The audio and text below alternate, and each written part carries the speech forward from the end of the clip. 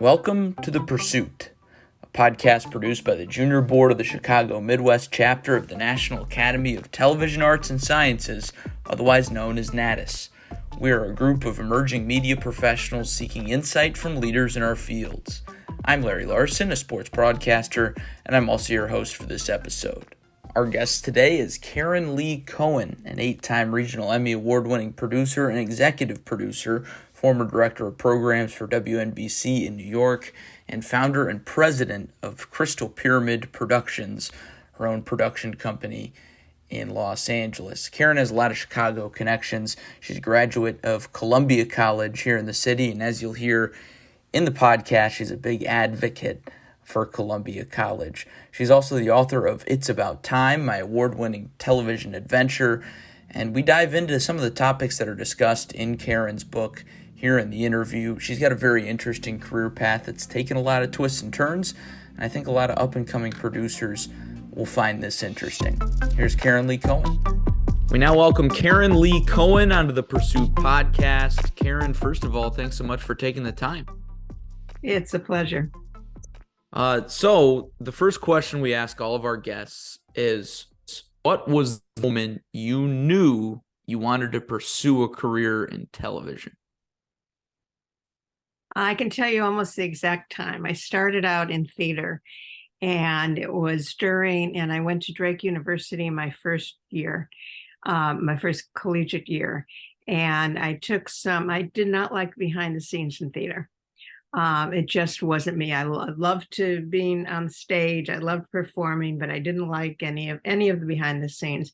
And I had a wonderful professor named Jim Duncan, and I was taking television courses. And when he taught announcing, you announced. When he taught writing, you around. And I got so into the behind the scenes of television, and somehow at the same time was realizing I wasn't going to be a big star, which is what I had always thought from the time I was born, that I realized that I could really enjoy the control of being a producer, director, some of the behind the scenes things so that was when I knew it was television, it wasn't theater, and it was all because of a wonderful professor. And so I left Drake, and I went to Columbia College in Chicago, which I knew had fabulous courses and everything to do with television, film, and many other things. And I worked during the day and went to school at night, and that's how I completed my last 3.5 years of college. So it's been a long time, but it wasn't my first love. It is now, but it wasn't. So often it is a professor or an instructor that kind of inspires, students to pursue a career in something. One of the reasons we're having you on today is that book that you've got positioned just to our right on the picture, your award-winning TV adventure, It's About Time. I understand the title has sort of a Chicago background. Do you want to kind of explain the title and also give us a brief synopsis of the book? Totally Chicago. The It's About Time comes from what I said or what I wanted to say when I won my first Emmy, which is when I was at WMAQ TV in Chicago. And what I said was, it's been a long time. But what I meant was, it's about time. I had been nominated so many times. I've done a lot of local shows and been nominated many, many, many times, and I never won. And when I won my first Emmy, it was for a show called NBC Salute Chic Chicago. And it was a music variety extravaganza. And it was a really, not only fun, but it was a really big, big production. And it was about time, in my opinion. And so that's when I went to write the book, which came out of a Columbia College Chicago Zoom meeting in 1921. In 2021, when I got the motivation to do that. It's About Time just felt like the right, and there's so many layers to It's About Time, but the truth is the actual genesis of it was because that's how I felt about my first Emmy. And then I fair enough. Well, you went on to win 8, so that was the first of many. It was right. It was the first of 8. You won 7 of those in New York. You won that first one in Chicago. How much inspiration did kind of pursuing those awards give you in your career? Because I know, winning an Emmy, that's something that a lot of people strive for in this industry. I can't actually say that I ever strove for it. It was wonderful icing on the cake. But I never said, gee, I'm doing this because I want to win an Emmy. It was always because, and fortunately in local television, especially in those days at WMAQ and later when I was at WNBC in New York, we were allowed to do a lot of things that were just good for the public service. And all of my Emmys were, except for the first one, because that was bigger. It was about the opening of the Apparel Center. But they were documentaries, they were talk shows, they were about really serving the community. And I love doing that. I love doing that as executive producer in Chicago. And then when I went on to being program director in New York, to me, it just was a thrill to know that what we were doing was going to make a difference to the community we were serving. And so that really was my motivation. It's a really nice thing that I also ended up garnering 8 Emmys, but I can never say that was the motivation.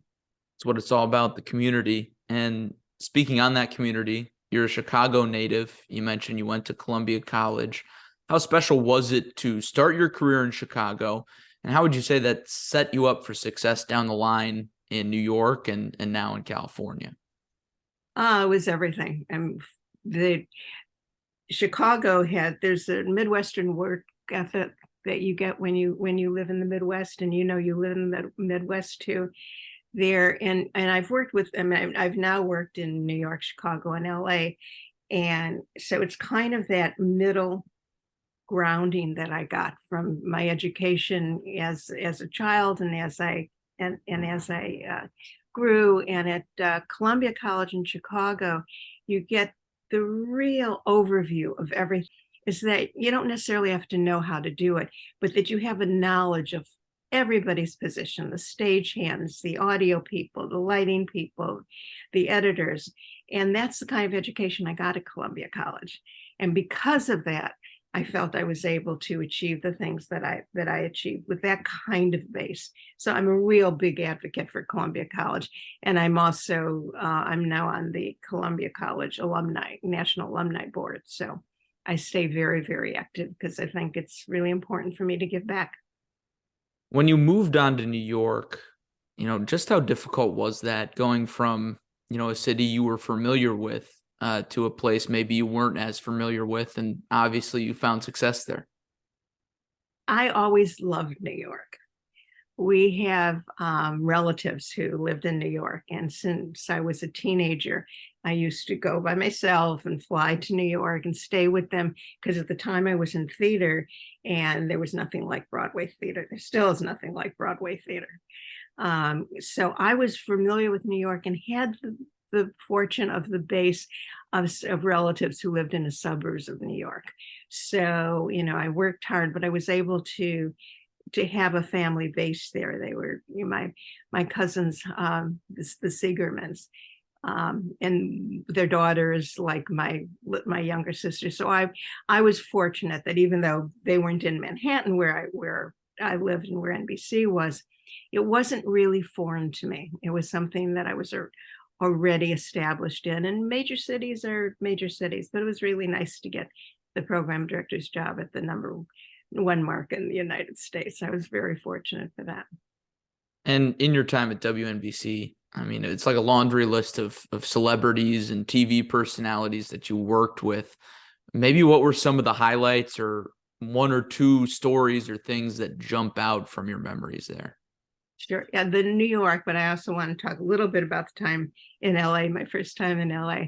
But in New York, Al Roker is probably the one that most people would be familiar with. I did a pilot with him before he had ever done a talk show, and he's still a great friend. I did 8 Christmas in Rockefeller Center productions. And one of the fun things was Lily Tomlin was the guest host that year. And we got the big Edith Ann. Anybody who who knows of Laugh-In, she did a bit called Edith Ann, and we got this big chair, and a bunch of us got in there and sat in that. But the fun Lily Tomlin story is she was doing Edith Ann bit, and she is such a professional that while we were rehearsing, she became Edith Ann. And there were some audio issues, and Edith Ann was not happy with that. So she kind of kicked her feet. And fortunately, her manager was there and helped work things out. So we were able to get on air on time. But that was one of my funnier stories. And one of my favorite stories is Arlene Francis was a host of a show we did called Prime of Your Life. And I had the biggest crush on Frank Sinatra my entire life.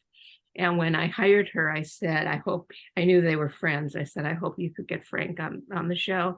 And God bless her. The show was canceled, and she came to me and she said, Karen, I promised you Frank.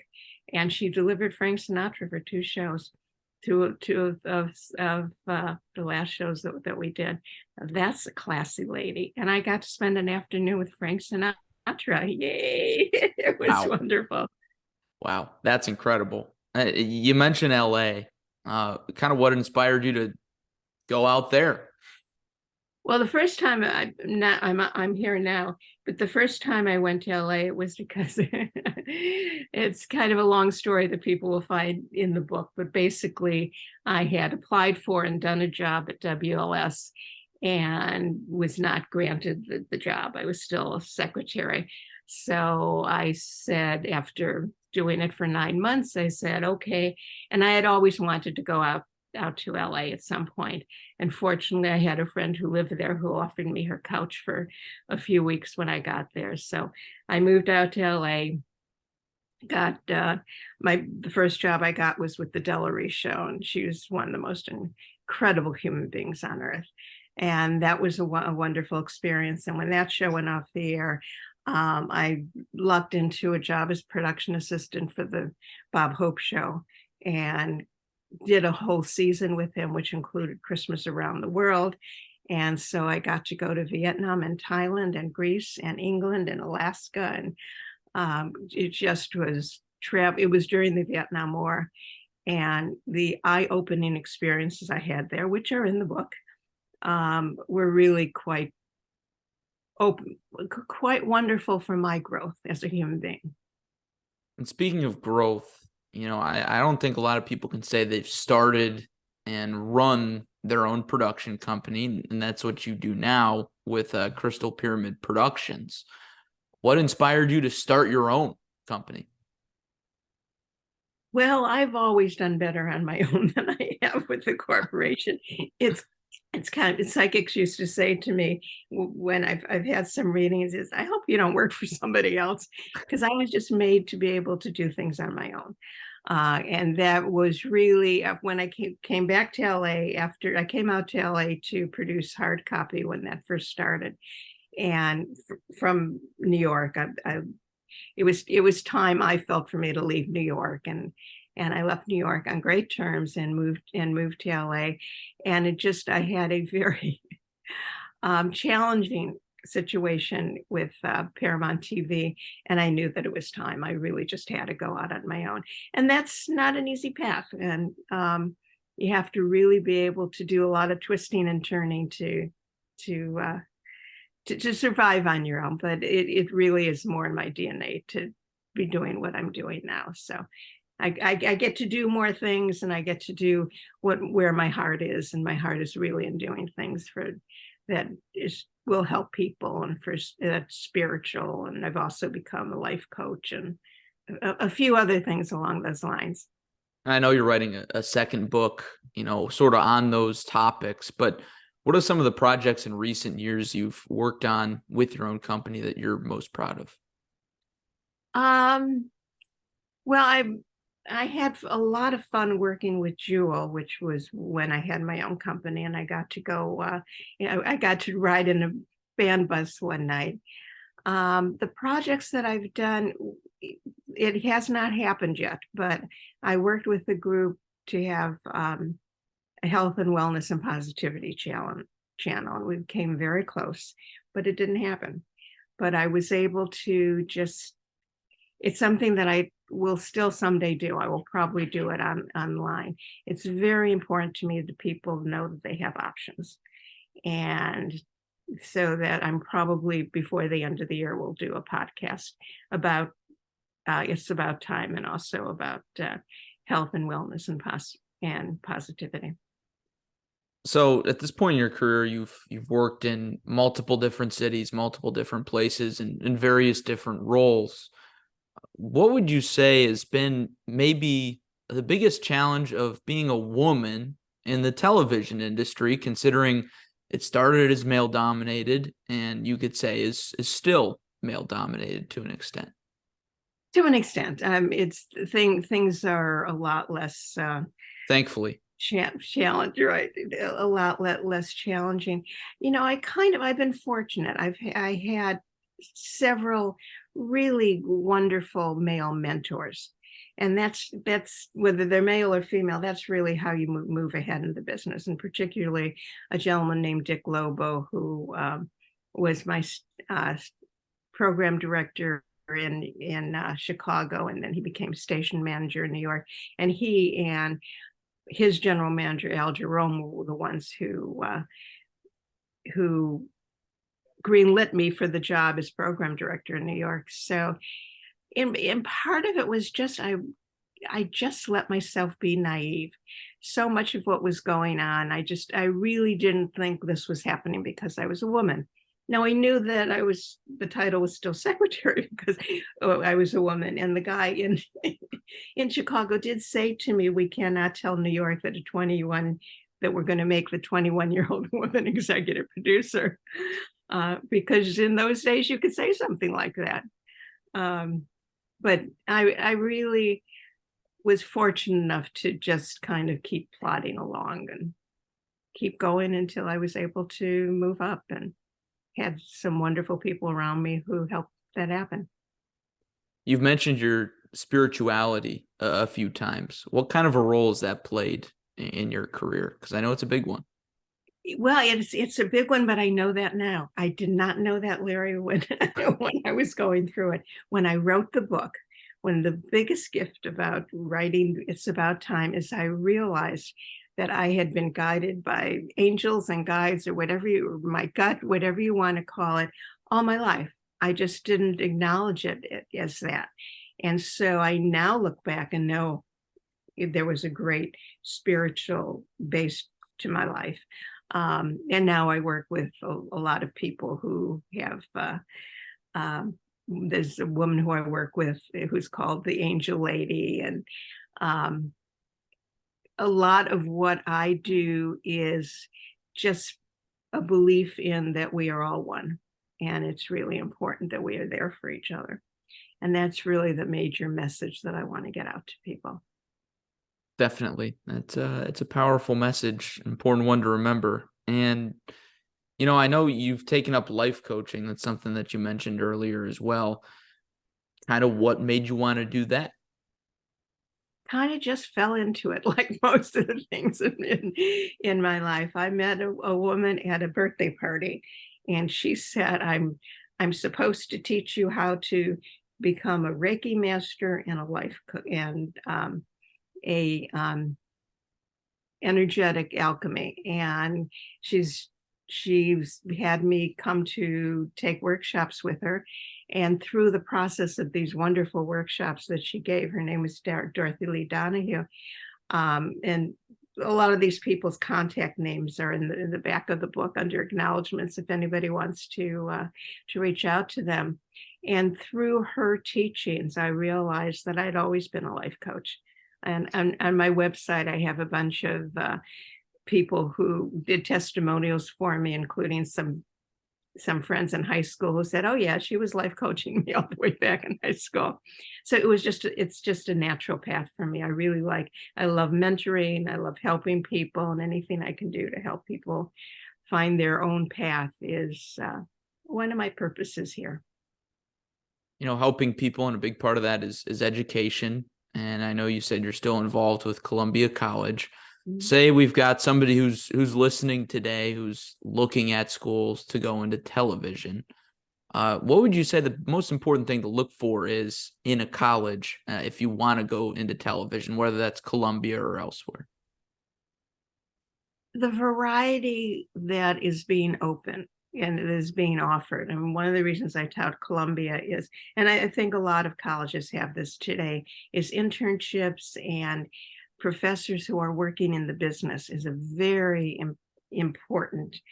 To me, it's an important base to know. I mean, obviously, there's professors who are wonderful at being professors and who aren't in the business. But make sure that there's a spattering of people who are working currently in the business while they're teaching, so that they can be teaching you, they can be showing you what things are like today. So the current information that the college and the professors offer, I think, is something important to look for, and the variety of what you can do. Because one of the tips that I give to people is try not to go in saying, oh gee, I've got to be this. Like I went in saying I've got to be an actor and totally did. It's not a 180 because it's in a related field, but be open to what you experience and be willing to change and integrate. And I think that's important, and use a college to help you grow. Don't feel you have to know what it is exactly that you want to do when you pick your college. Pick someplace that is, or university that gives you a lot of options so you can explore. That's what going to school is about. Yeah, definitely agreed. As somebody who's, now a year out of college, I can even see that now. From your perspective, obviously you mentioned going in, wanting to be in front of the camera or on stage, and eventually ending up behind the scenes and loving it. What would you tell people who are sort of in the middle, deciding between, maybe being in front of the camera and being behind the scenes? What would you advocate for on behalf of a career behind the scenes? Definitely explore both. Even if you're not able to go to college or university, volunteer for things, explore both, do your little community theater, do inside and, do things on camera, do things behind the camera, explore as much as you can, and volunteer as much as you can of doing both. And volunteerism is a real wonderful way to figure out what it is you want to do, especially for nonprofits and in theater. There's not a lot of volunteering you can do in television. You really have to at least have an internship, in the television field. But do what you can to meet the people. Go to community activities. Just find out what resonates with you, and before you make a decision. Coming up on the final few questions here, Karen. Really appreciate your time today. If you could go back in time and tell yourself, this is a classic podcast question. Go back in time, tell yourself, maybe your 22-year-old self, 24-year-old self, something that you learned down the line. What would you tell them? It's such a good question. I would tell myself to continue to have faith. I definitely would tell myself to listen to my angels and guides and know that they're real. Because I absolutely was not conscious of that. So I would definitely tell myself, or just say, go with my gut, to really quiet myself, listen, and go with your gut. Because the reality is, I was told a very long time ago by a channeled entity to trust my imagination because it's mostly memory. And how's that for a woo-woo answer? I'll have to write that one down. It's in the book too, I think. I'll highlight it then. Well, similar to the first question, we try to end on the same question.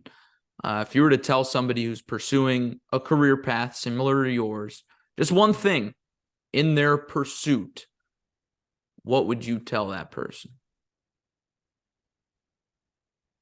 Work hard and find mentors. Find and pay attention to the mentors. It's important advice. And lastly, now the real last question. Where can people find your work, and where can people find your book?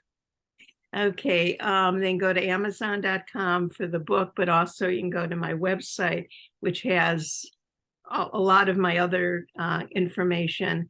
And also there's a link to go for the book, and it's www.karen, Karen, Lee, Lee, Cohen, Cohen.com. Perfect. Well, Karen, thank you so much for your time. It was great chatting and hearing a little bit more about your story, and best of luck moving forward, especially on that second book. Thank you. Appreciate you. Another thank you to this week's guest, Karen Lee Cohen, for stopping on the Pursuit podcast. It was great to get to know Karen throughout this interview and also before the interview, researching her background and getting to know her story. A really interesting story, and I think she's a great example of just finding success no matter where she's gone or no matter what the circumstances are. We mentioned her journey to winning an Emmy, but also her journey from coast to coast, working in not only Chicago, but also New York and also Los Angeles. And she's thrived in all three places. It kind of shows the importance of being adaptable in the media field. Another thing that jumped out to me is her mention of finding a mentor. I think that's so important for young media professionals. I've found that in sports broadcasting, and I'm sure a lot of other people have found that. And no matter what the field is in media, having somebody to kind of help you along the way is so important. So that's all for this week's episode. Be sure to subscribe to us wherever you listen to your podcast to be on the lookout for our next episode. This has been The Pursuit, a Natus Junior Board podcast.